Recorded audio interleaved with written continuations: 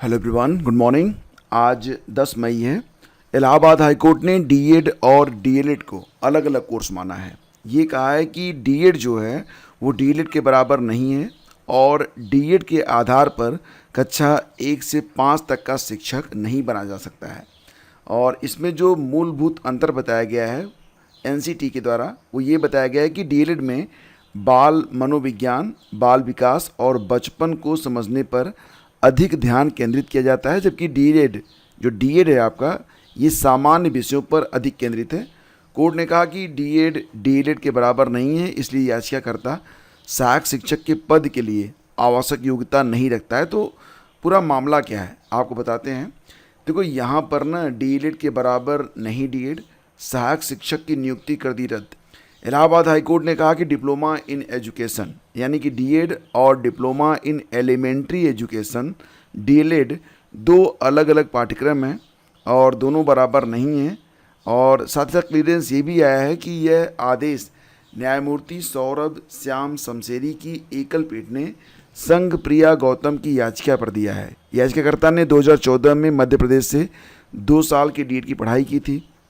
2015 में शिक्षक पात्रता परीक्षा पास की थी। इसके बाद सहायक अध्यापक के लिए 2016 में चयन प्रक्रिया में शामिल हुई। 7 जनवरी 2024 को सीतापुर के जिला बेसिक शिक्षा अधिकारी ने नियुक्ति पत्र भी जारी कर दिया था। कब? 7 जनवरी 2024 को सीतापुर के जिला बेसिक शिक्षा अधिकारी ने नियुक्ति पत्र जारी कर दिया। हालांकि उन्हें यह कहते हुए स्कूल आवंटित नहीं किया गया कि डीएड डीएलएड के बराबर नहीं है। याची ने इस आदेश को हाई कोर्ट में चुनौती दी और अब इस पर कोर्ट की टिप्पणी है कि एनसीटी यानी कि राष्ट्रीय अध्यापक शिक्षा परिषद की ओर से जारी अधिसूचना के अनुसार कक्षा 1 से 5 तक के शिक्षकों की नियुक्ति के लिए डीएलएड आवश्यक है, इसमें डीएड शामिल नहीं है। डेफिनेटली ये जो निर्णय आया है, आगे चलकर कई सारे ऐसे मामले हैं जिनमें ये नज़ीर बनेगा। यानी कि जो लोग डीएड करके अगर प्राइमरी में शिक्षक बनना चाहते हैं तो जान लें कि डीएड अलग कोर्स है, डीएलएड अलग कोर्स है और दोनों समकक्ष माने नहीं जाते हैं। फिलहाल फ्रेंड्स, यहाँ पर कुछ और भी अपडेट्स है आपके लिए, जैसे कि government of India, ministry of railways. तो यहाँ पर बात हो रही है विज्ञापन संख्या 1/2025 ALP असिस्टेंट लोको पायलट के लिए जो फॉर्म भरने की लास्ट डेट है ये बढ़ा दी गई है।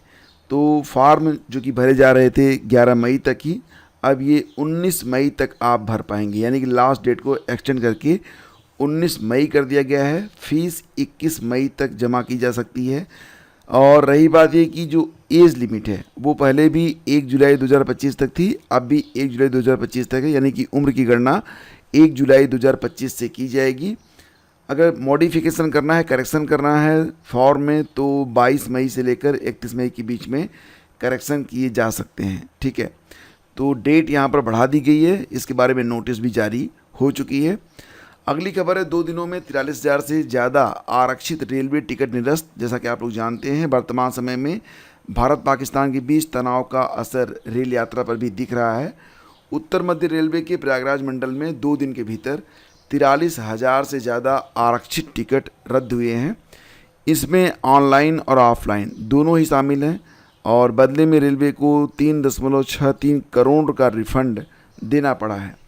आपको पता है, वर्तमान समय में पाकिस्तान बॉर्डर पर बढ़ते तनाव की वजह से राजस्थान, गुजरात, पंजाब, जम्मू कश्मीर, चंडीगढ़ आदि रूटों पर लोग अब सफ़र करने से परहेज कर रहे हैं और यात्रा जो है वो स्थगित कर रहे हैं, जिसके बाद ये खबर निकल के सामने आ रही है।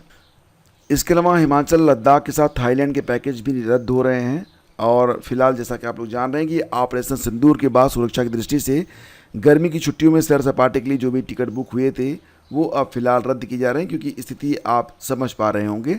और इसी के साथ आपको भी बता दें कि यहाँ प्रयागराज के अस्पतालों में भी तैयारियां की जा रही हैं। स्वास्थ्य कर्मियों की छुट्टियां जो हैं रद्द की गई हैं और प्रयागराज भारत पाकिस्तान युद्ध के बाद जो स्थितियां बन रही हैं उसके लिए प्रयागराज भी बिल्कुल तैयार है। और इस कड़ी में शुक्रवार को स्वरूप रानी नेहरू चिकित्सालय, तेज बहादुर सप्रू अस्पताल, मोतीलाल नेहरू मंडलीय चिकित्सालय और जो भी अस्पताल हैं यहाँ पर व्यवस्थाएं जो है वो चाक चौबंद की जा रही हैं। साथ ही साथ जो भी स्टाफ छुट्टी पर हैं उनको वापस बुलाया जा रहा है। पूरी तैयारी यहाँ पर भी की जा रही है और ये कहा जा रहा है कि हर हालत में जो अस्पताल हैं उसमें जो तैयारियां हैं वो पूरी होनी चाहिए, क्योंकि फ़िलहाल जो स्थिति बन रही है उसके लिए स्वास्थ्य विभाग के सभी जो कर्मचारी हैं, अधिकारी हैं, उनको भी यहाँ पर रेड अलर्ट पर रखा गया है कि माध्यमिक शिक्षा परिषद की फर्जी वेबसाइट बनाकर हाई स्कूल और इंटरमीडिएट के छात्रों का नंबर बढ़वाने का प्रयास करने वाले को साइबर थाना पुलिस ने एलनगंज से अभिषेक सोनी, जिसकी उम्र 34 साल है, इसको गिरफ्तार किया है। एग्जैक्टली क्या है कि अभिषेक की परिषद के क्षेत्रीय कार्यालय के बाहर फोटोकॉपी, मार्कशीट संशोधन और ऑनलाइन फॉर्म भरने की दुकान थी। थोड़ी जानकारी इसको हो गई थी तो इसने एक फर्जी वेबसाइट तैयार कर लिया था और ऐसे लोग इसके संपर्क में आ भी जाते थे जो अंक अपना करेक्शन वगैरह करवाने के लिए यहाँ पर आते थे। यहाँ पर प्रयागराज के अलावा अन्य जिलों से अभ्यर्थी आते थे जो मार्कशीट में सुधार वगैरह कराने का काम करते थे।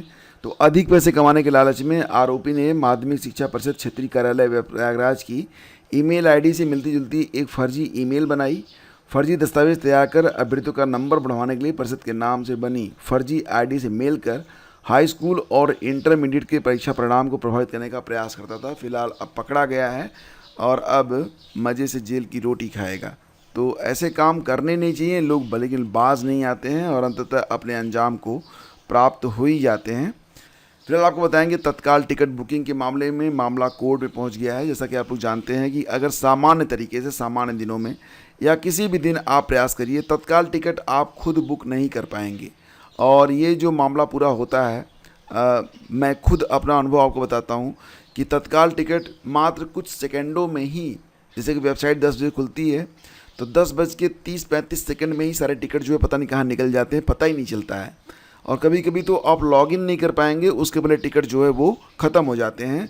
तो यहाँ पर इसके लिए एक मामला कोर्ट में दाखिल किया गया था। तो सुप्रीम कोर्ट ने तो इस पर सुनवाई करने से इनकार किया है और ये भी कहा है कि जो याचिका है उसमें कोई गुण दोष पर टिप्पणी मैं नहीं कर रहा हूँ।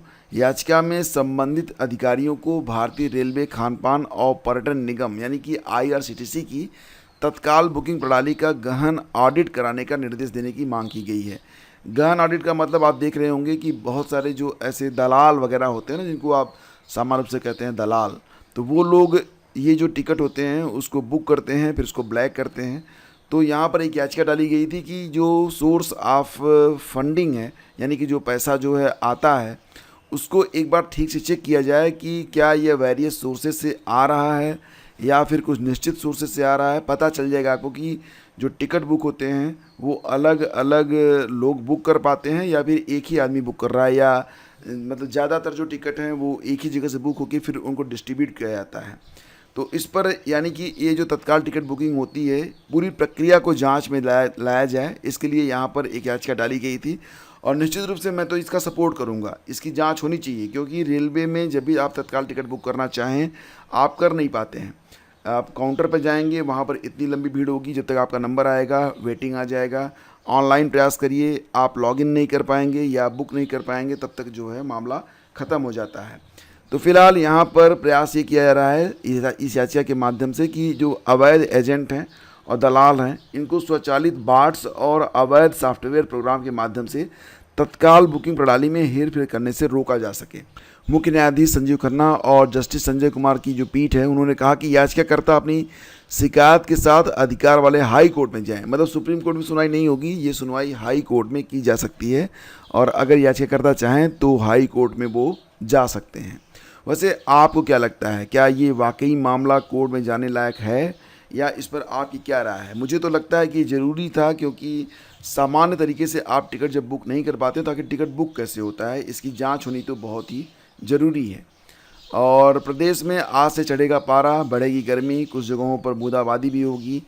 बांदा, चित्रकूट, कौशाम्बी, प्रयागराज, फतेहपुर, प्रतापगढ़, सोनभद्र, मिर्ज़ापुर, चंदौली, वाराणसी, संत रविदास नगर, जौनपुर, गाजीपुर, आजमगढ़, मऊ, बलिया, देवरिया, गोरखपुर, यहाँ पर बिजली गिरने की चेतावनी भी जारी की गई है। कुछ जगहों पर तापमान बढ़ भी रहा है। तो ये सारी खबरें आज के अखबारों में। SSC का कैलेंडर आ गया है, जिसमें कहा गया है कि जो CGL Tier 1 के लिए आवेदन हैं 9 जून से स्टार्ट होंगे। 9 जून से लेकर 4 जुलाई तक परीक्षा 13 से 30 अगस्त के बीच में करवाई जाएगी। इसके अलावा जो बाकी परीक्षाएं हैं उसके बारे में जानकारी दी गई है, जैसे कि SI दिल्ली पुलिस और central armed police force exam 2025 के लिए 16 जून से 7 जुलाई तक आवेदन लिए जाएंगे। परीक्षा 1 से 6 सितंबर तक चलेगी। वहीं सिलेक्शन पोस्ट एग्जामिनेशन फेज़ 13 के लिए 2 से 23 जून तक आवेदन लिए जाएंगे और इसकी ऑनलाइन परीक्षा 24 जुलाई से स्टार्ट होगी। Stenographer grade C and D exam के लिए आवेदन 5 से लेकर 26 जून तक होंगे और परीक्षा 6 से 11 अगस्त के मध्य करवाई जाएगी। और ये भी कहा गया कि अगर आप इंटरमीडिएट उत्तीर्ण कर चुके हैं तो बैंकिंग के क्षेत्र में जाना चाहते हैं तो आप बिजनेस इन्फॉर्मेटिक्स यानी कि बीटेक बीआई भी कर सकते हैं। कहाँ से करेंगे?